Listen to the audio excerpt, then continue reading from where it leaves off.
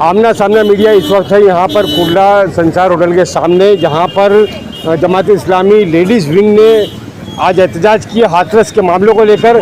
जिस तरह से हाथरस में जो जुल्म और बर्बरियत का मामला हुआ है, जहाँ पर एक मासूम के साथ बलात्कार किया गया, उसकी हत्या की गई, देश भर एहतजाज कर रहा है। लेकिन यूपी हुकूमत और मोदी हुकूमत आज बलात्कारियों को रोकने के बदले आज NGOs को रोकने की कोशिश कर रही है, पत्रकारों को रोकने की कोशिश कर रही है, लेकिन उनसे बलात्कार और हत्याएं नहीं रुक रही है।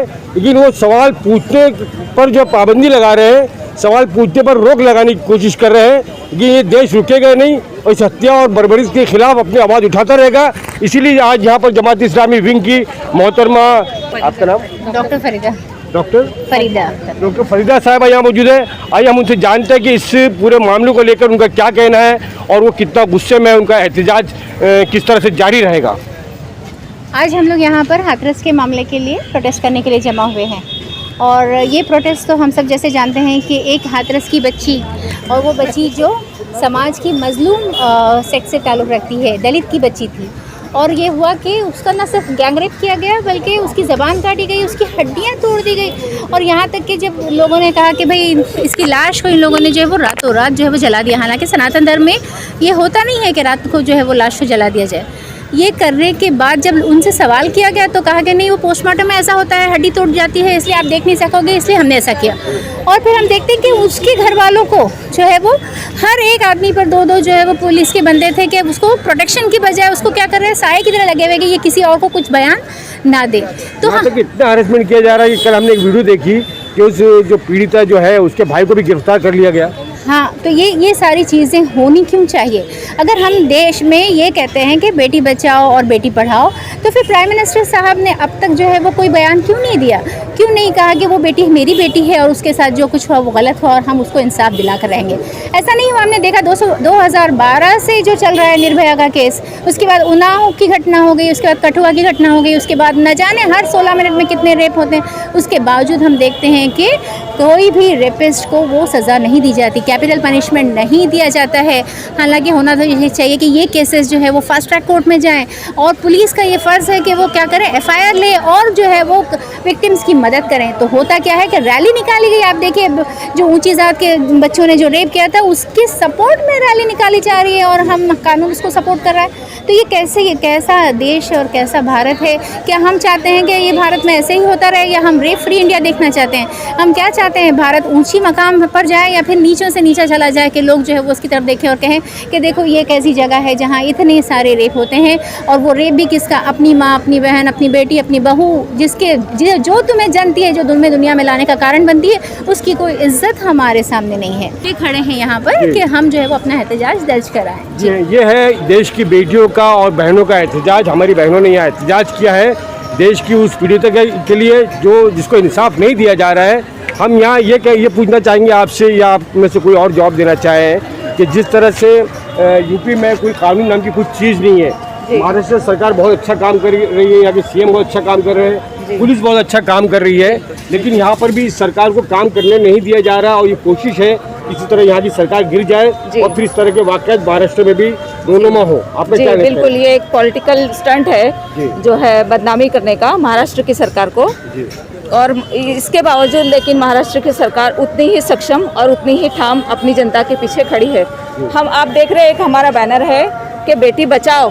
तो मैं ये पूछना चाहती हूँ गवर्नमेंट से, सेंट्रल गवर्नमेंट से, कि बेटी बचाओ ये आपका नारा है या चेतावनी है? क्या आप हमसे ये रिक्वेस्ट कर रहे हैं कि अपनी अपनी बेटियों को बचाओ, उनको स्कूलों को मत भेजो, उनको कॉलेजेस में मत भेजो, उनको जो है उच्च शिक्षा प्राप्त करने के लिए बाहर मत भेजो, बल्कि घर में कैद करके रखो?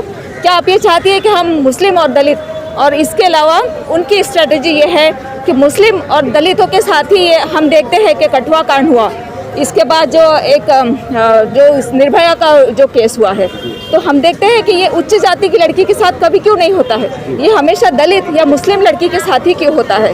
ये पूछता है भारत। आज मैं चाहती हूँ हम सब जो मेरी बहनें बेटियाँ, ये इसमें से कोई डॉक्टर्स है, कोई टीचर है, कोई हाउस वाइफ्स है, इसी के अलावा जो हमारे भाई हैं सब अपनी अपनी जॉब और अपने अपने काम को सेक्रीफाइस करके आए हैं।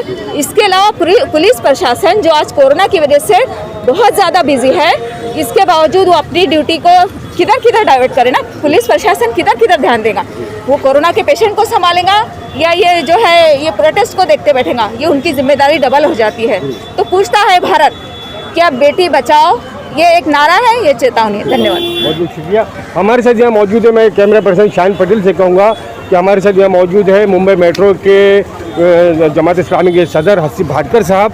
आइए हम उनसे जानते हैं कि प्रोटेस्ट जो है किस तरह से हो रहा है और क्या जमात इस्लामी का आगे क्या मुतालबा है और ये एहतजाज किस तरह जारी रहेगा। असल में ये एहतजाज हम लोग सिर्फ बम्बई नहीं बल्कि पूरे महाराष्ट्र भर में हमारा चल रहा है और हम ये एहतजाज इस वक्त तक जारी रखेंगे जब तक के जो असल आरोपी है उनको उसकी सज़ा नहीं मिल जाए। और दूसरी बात हम ये इस पर ये भी बोलना चाहते हैं कि हम ये समझते हैं कि जो ख़वातीन को, लेडीज़ को अभी जो प्रोटेक्शन नहीं मिल रहा है तो उसके लिए सीरियसली ये सोचना पड़ेगा कि मतलब हम उनको कैसे उससे बचा सकते हैं। उसके लिए क्या उनके लिए प्रोटेक्टिव कमेटी बनाई जा सकती है ताकि हम अपनी उन बहनों की इज़्ज़त को बचा सकें। और थर्ड बात मैं प्राइम मिनिस्टर जी से और योगी आदित्यनाथ जी से कहूँगा कि भाई जब हमारे पंतप्रधान जी ये मन की बात करते हैं तो मन की बात में ये क्यों नहीं कहते कि भाई हमारी ये बेटी को ये दुख हुआ है और हम उसको बचाने की कोशिश करेंगे। ना उन्होंने एक ट्वीट किया, उससे ये पता चलता है कि आज भी जो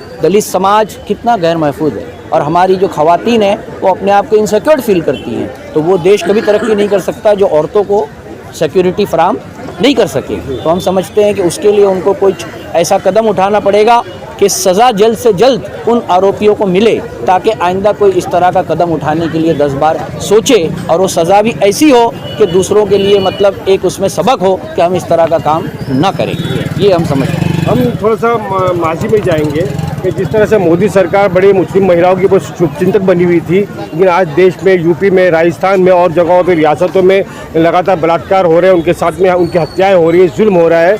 इस पर आप क्या कहना चाहेंगे? असल में अभी जो हमारे लिए बड़े दुख की बात ये है कि हर 16 मिनट में हमारे देश में रेप हो रहा है। आज 1 घंटा जो हम यहाँ रुके उसमें भी आप देखिए कि 4 जगह बलात्कार हुआ होगा जो रिपोर्ट आती है। तो हम ये समझते हैं कि वो लोग जो देश बचाओ और बेटी बचाओ का नारा लगाते हैं तो वो नारा नहीं रहे बल्कि उसको बचाने के लिए उनके पास क्या होना चाहिए, प्रॉपर उनका काम होना चाहिए शासन की सतह पे कि पुलिस किस तरह एक्टिव हो, किस तरह वो उन लोगों के एफआईआर दर्ज करे और उन लोगों को जल्द से जल्द कोर्ट के अंदर क्या दे, सज़ा दे।